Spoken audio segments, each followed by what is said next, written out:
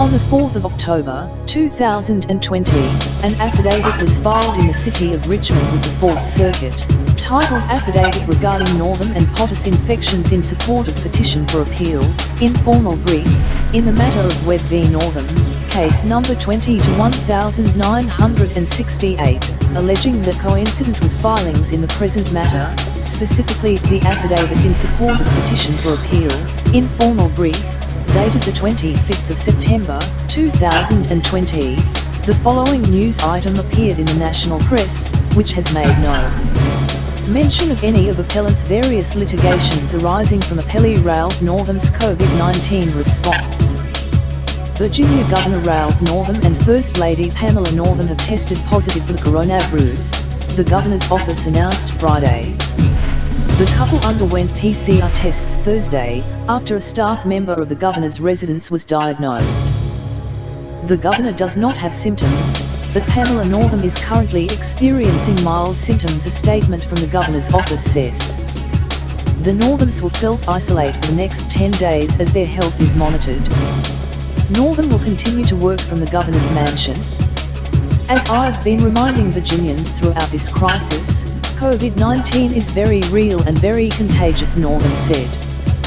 The safety and health of our staff and close contacts is of utmost importance to Pam and me, and we are working closely with the Department of Health to ensure that everyone is well taken care of. He urged citizens of his state to be mindful of not transmitting the disease, stating, "The best thing you can do for us, and most importantly, for your fellow Virginians, is to take this seriously." This source for this news article was a piece published by Bill Chappell, in a story titled, Virginia Governor Ralph Northam and Wife Test Positive for Coronavirus, which appeared in NPR, on the 25th of September, 2020. The affidavit further alleged that a story by Adam Edelman, at NBC News, titled Virginia Governor Ralph Northam, Wife, Test Positive for COVID-19, which also appeared on the 25th of September, 2020, had warned. President Donald Trump is scheduled to hold a campaign rally in Newport News, Virginia, later Friday, an event that had drawn criticism from Northam's administration because it will bring together 4,000 people in defiance of the governor's executive order limiting public gatherings. As I've been reminding Virginians throughout this crisis, COVID-19 is very real and very contagious, Northam said in a statement.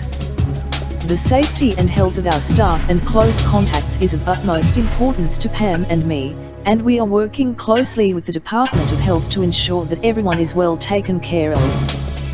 We are grateful for your thoughts and support, but the best thing you can do for us, and most importantly, for your fellow Virginians, is to take this seriously.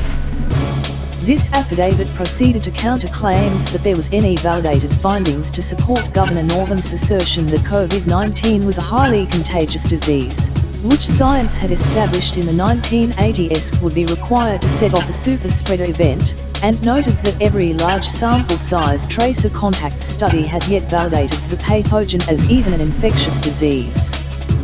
The affidavit then boldly asserted that lacking a pathogen that requires a low infections dose, like tuberculosis, which only requires the transmission of 10 bacilli to another person, such as tuberculosis, or a highly infectious pathogen, like measles, in which the person-to-person infection rate has been demonstrated to be 90%, a super-spreader event, or even what appeared to be a casual infection, would require introduction to the breathable air a sufficient quantity to deliver an infectious dose for what has been demonstrated to be a span of up to at least an hour and a half or 2 hours, citing as substantiating references a case study by Shelley L. Miller, titled, Transmission of SARS-CoV-2 by Inhalation of Respiratory Aerosol in the Skagit Valley Corrali Super Spreading Event, and another published by Gianni Unlu, titled COVID-19 Outbreak Associated with Air Conditioning in Restaurant, Guangzhou, China, and went on to conclude that such an occurrence could only conceivably be accomplished, in known technology, through the deployment of a gas grenade canister, citing several military references regarding capabilities for those munitions. Based upon his credentialed experience as the former operations officer for All Army Strategic Counterintelligence, and the validated medical findings, Major Mike Webb argued to the Fourth Circuit that the infection of the president and his wife, as well as the infections of at least 30 Secret Service personnel, could only have been accomplished by the deployment of a biological weapon. On the 2nd of October, 2020, Deanna Lorraine Tesreiro, identified by the Daily Beast as a Quanon fan, and a former Republican congressional candidate, in California's 12th congressional district who had lost her primary on the 3rd of March, had tweeted, "Does anyone else find it odd that no prominent Democrats have had the virus but the list of Republicans goes on and on?"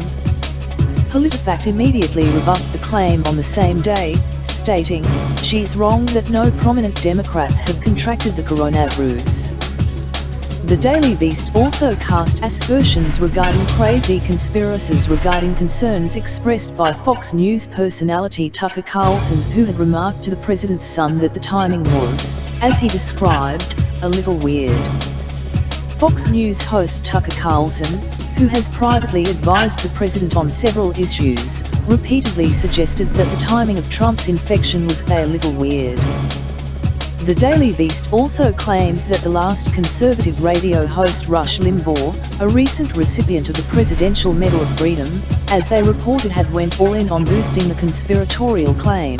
though he couched it in the classic just asking questions language of those who are not just asking questions, again reiterating claims regarding the scarcity of infected Democrat Party leaders, about which he had stated on his program, "I don't know, folks. I don't believe in coincidence."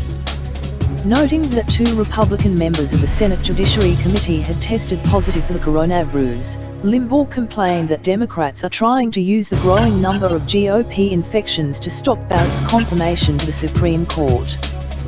"And they will pull out every weapon they've got to stop Amy Coney Barrett being confirmed," he blustered. "And that's what we were in the middle of here.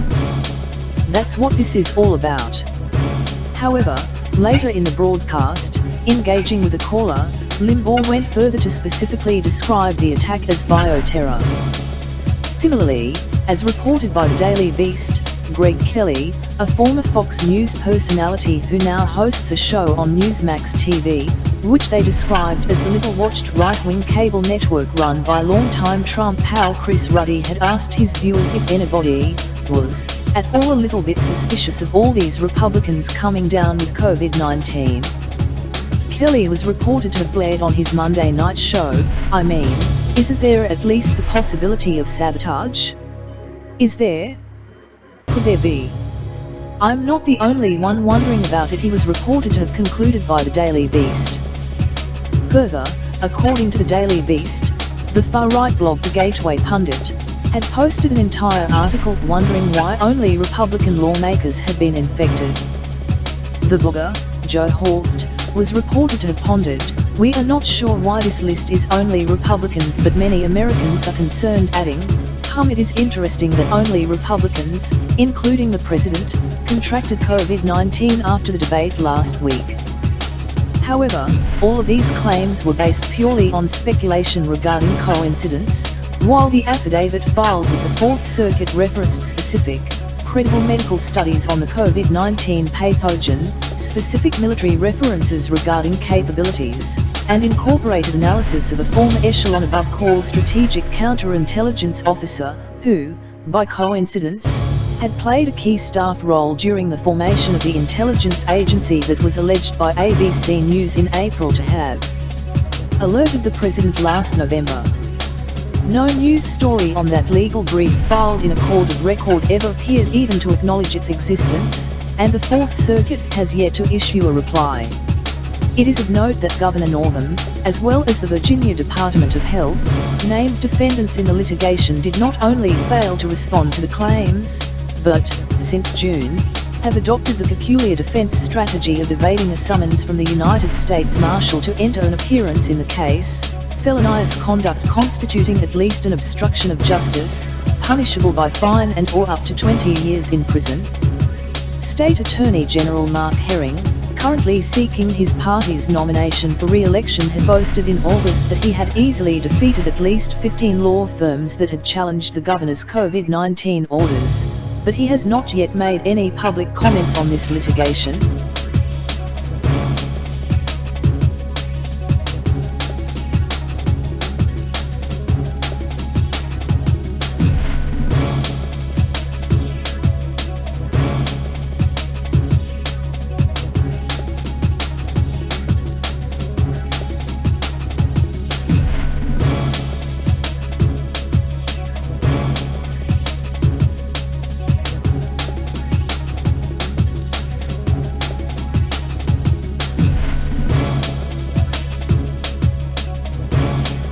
This advertisement was authorized by Mike Webb.